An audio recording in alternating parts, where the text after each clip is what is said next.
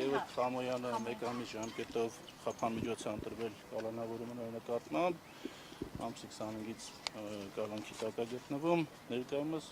միջնորդությունը ներկայացվել վերջինս նկատմամբ ընտրված խափանմիջոց կալանավոր ժամկետը ևս 2 ամիս ժամկետը երկարացնելու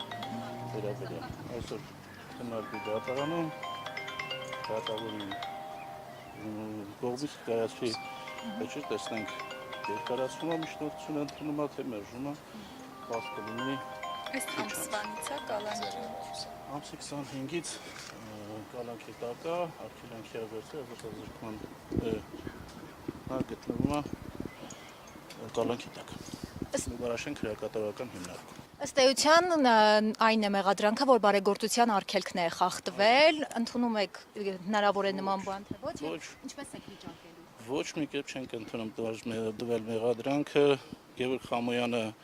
որևէ կուսակցության անդամ չի հանդիսացել, որևէ կուսակցության անունից բարեգործություն չի իրականացնել, այդ բարեգործությունը իրականացվում է դեռևս 20 թվականից պատերազմի ժամանակներից,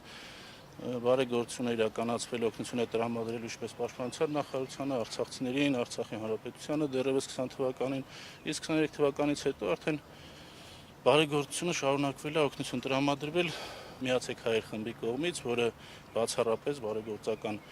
ֆունկցիաներ է իրականացնում, այդ խմբի մեջ այդ խումբը բացառապես ապաքաղաքական խումբ է, անձանց կողմից հավաքված, որի մեջ կան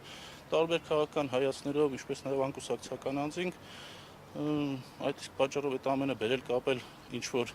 քաղաքական ուժի հետ կամ ընտրությունների հետ աբսուրդի ժանրից է դա։ Արդարացի, ինձ թվում է արդար